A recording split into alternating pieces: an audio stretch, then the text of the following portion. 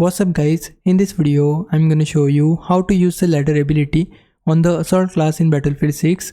Start by pressing the right D-pad on your controller or press 4 on your keyboard to equip the ladder gadget. When you're aiming at the ground or a surface, you'll notice the preview turns red if it can't be placed. Move around until the preview turns green or greyish.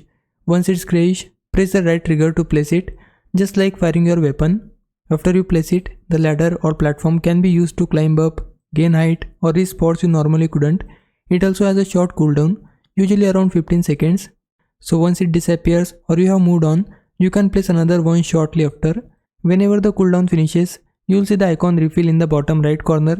Press the right D-pad again or 4 to bring it back out.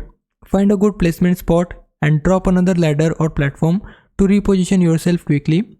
It's a simple tool but really useful for getting high ground or crossing gaps during fights.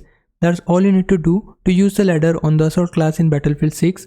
Hope this helps. If it did, please like this video and subscribe my channel. For now, thanks for watching. Bye bye.